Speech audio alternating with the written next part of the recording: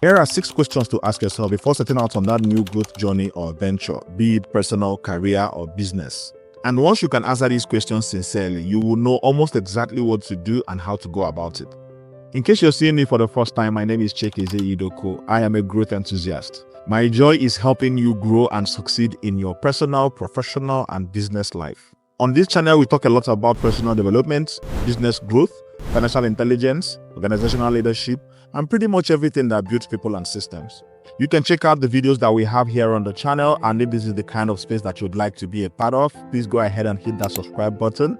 You can also like the videos and help me spread the message to someone else that needs it. Thank you, and now let's learn together.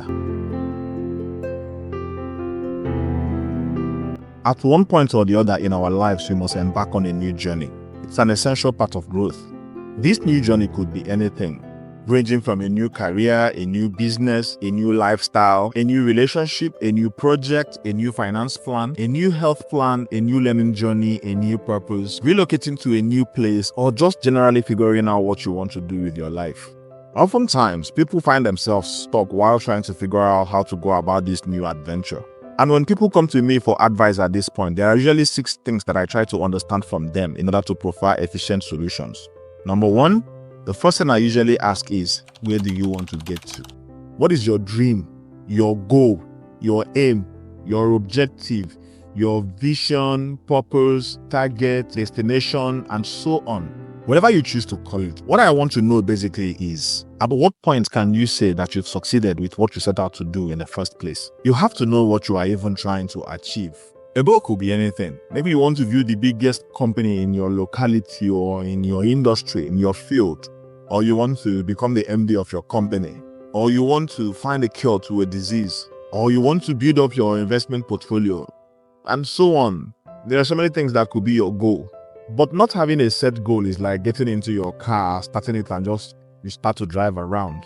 You'll just be roaming around and you probably never get to anywhere that will be meaningful to you, except by luck. And even if while roaming, you somehow stumble into somewhere that could be meaningful to you, you wouldn't even know it because you don't even know what you're supposed to be expecting in the first place. And without a destination, you don't even know which direction to follow. Should you go up, come down, go left, go right, go forward, go backwards? You don't know. But with a destination in mind, you can say, okay, I'm going to go straight ahead, or I'm going to go left, then curve, or I'm going to go a little backwards, then circle back to. So long as you have the destination in mind, you can follow different directions, but you know where you are going to go to. You can decide which direction you want to follow based on other attributes, maybe like the fastest one or the easiest one and stuff like that.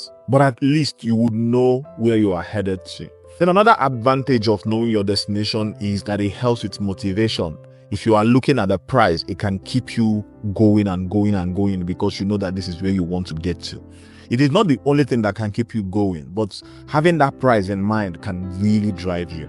Without a destination, you will just be like an aimless driver. You'll just be driving around, wasting time, burning fuel, and wearing down the car. Number 2, the second thing I'll try to find out from the person is where they are currently. Now, this is not like a location or a position that the person is currently occupying. Instead, this includes everything that constitutes that person at that moment. Skills, training, resources, certifications, network, attributes, state of mind, and even our position and location as well. In fact, everything that defines that person at that moment. Now, unlike the goal, this is not dreamy. A goal can be a dream, an aspiration, or a fantasy. But this reflects the person's actual reality at the time of having the conversation.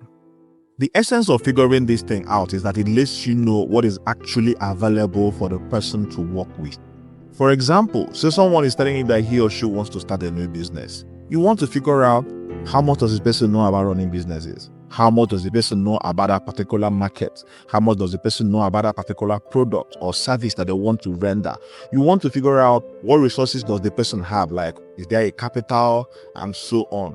You want to also know who does the person know, who is the person working with, stuff like that. There are a lot of details. But the main thing is that you figure out what does the person have in totality so that you can find out which of them that you can use. Now, the purpose of this is not to bog the person down and tell the person, oh, you have to go get all these things in order first before you start the new venture. If you've watched my videos before, you know where I stand on those. You can never start perfectly. You start with what you have. And so the purpose is not to keep the person waiting. The purpose is just to understand what you can make use of and how you can work around the things that are available. Number 3, the third thing I'll try to find out from the person is who is going to benefit from what they are trying to achieve or do.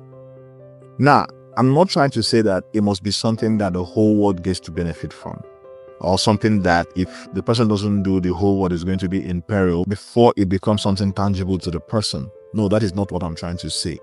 What I'm trying to say is that I need to understand who are going to benefit from what the person is trying to do. Is it going to be just the person? Is it going to be his family and friends? Is it going to be his company? Is it going to be the industry where he's going to work in? Is it going to be just him and a few people? I just need to understand who is going to be benefiting from it, because it will help in preferring the solutions, like I said earlier on.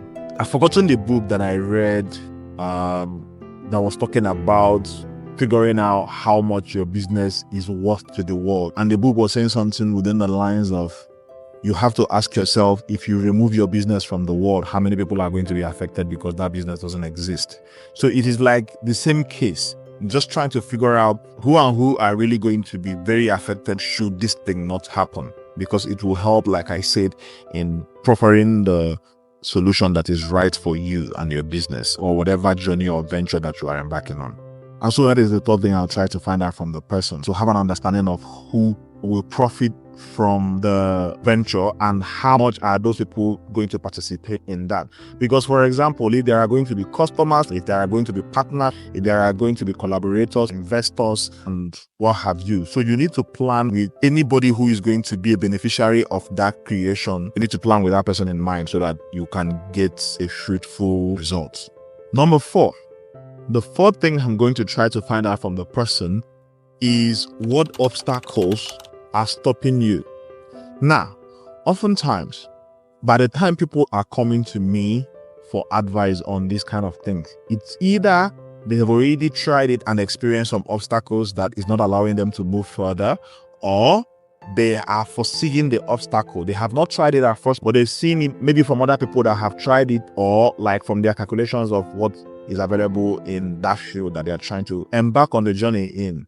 And so when they come to me, usually what they are trying to find is the solution that they can use to conquer that obstacle, to get over that obstacle and continue on their journey. And so I try to find out what obstacles have they already encountered before, or what obstacles are they foreseeing. This is going to allow me to tailor the solution particularly to the kind of obstacles that they encounter, because studying obstacles that these people encounter and how it affected them, or the obstacles that they are foreseeing and how it's likely to affect them, you start studying things like the person's strengths, weaknesses, opportunities, threats, stuff like that. Is it going to give you a deeper insight into the person and what the person is capable of doing, so that when you are creating a solution for the person that will help the person on the journey that they are trying to embark on, it will be easy for you to create something that a person can actually execute, and not something that the person will find hard, if not impossible, to execute. So it is really very important for me to identify any obstacles that those people may have encountered before coming to me, or that they have foreseen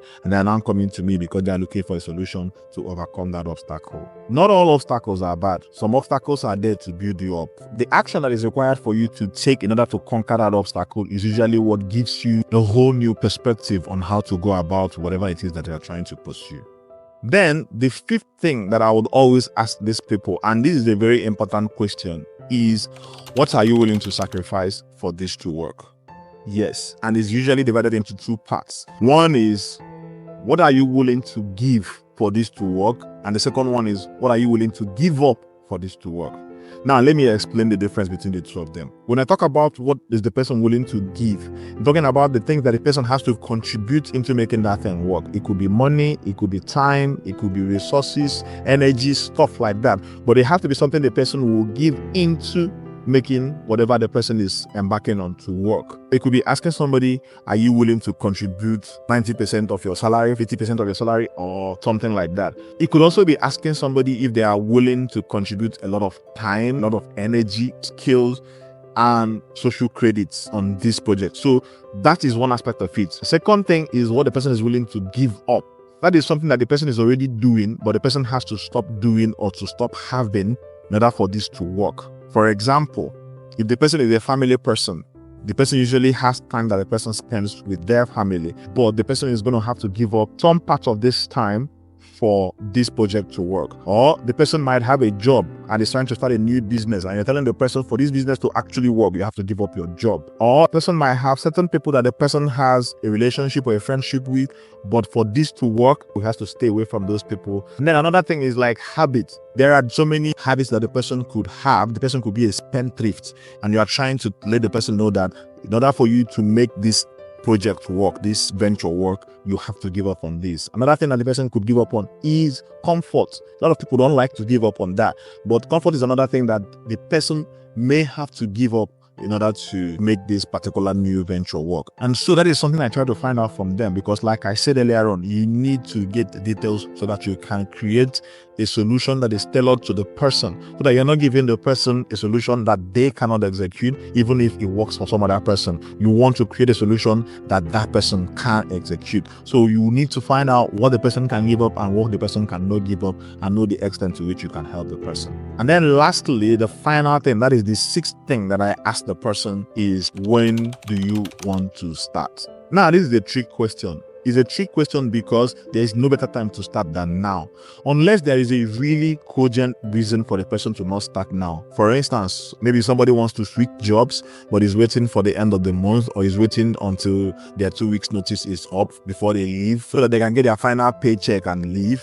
Or maybe there is one or two things that the person is going through at the moment and needs to sort out before starting on that new journey. But oftentimes, people just don't want to start at the time. People try to find reasons to procrastinate, to tell you, okay, I want to start on the first day of next month. Because people always think that when you start in perfect unison with something like that, maybe the first day of the new year, or the first day of the new month, or the first day of the new quarter, or the first day of whatever the first day of it try to start with, they think that just by aligning it with the first day of the new something, that is what is going to make them actually work on that thing. But that is not how it works. The best time to start is now, this moment, this right now. As me and the person we are talking about it, I'm already asking the person, can you start now? What is stopping you from starting right now? That is what I try to figure out, because it is a very important conversation to have. So like I said, it's a trick question. It's not really the question that I'm asking because I want you to give me a time and then I can factor the time into the planning. Well, I might factor the time into the planning depending on the kind of reason that you give to me, but it is not something that always happens.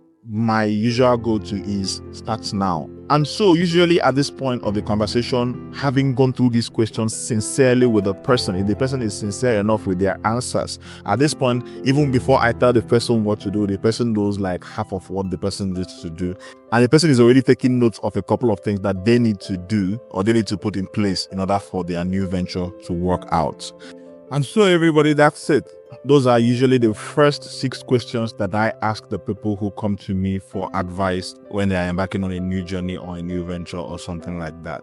There may be some other questions that I still have for the person, depending on the answer that I get from the first 6 that I asked them. And then also I might ask other questions, like follow-up questions, like even when the person is already actively doing the thing, you know, maybe embarking on that project or that venture or whatever it is, and the person still reaches out to me, I may still have some other questions particular to that person's circumstance as the time goes. But those ones are not necessarily universal. These 6 are the ones that I usually ask the person and try to figure out how I can create solutions for the person and make the person's journey much smoother and much easier and much doable for the person. And so guys, I really hope that this video helped, or that it gets to help you in a new venture that you get to embark on anytime in your life. And if you enjoyed watching the video and you want to keep watching more videos from us, please hit that subscribe button, like the video, and also help me spread the message to anybody else that you think might need to see this video. Thank you very much, and see you in the next video.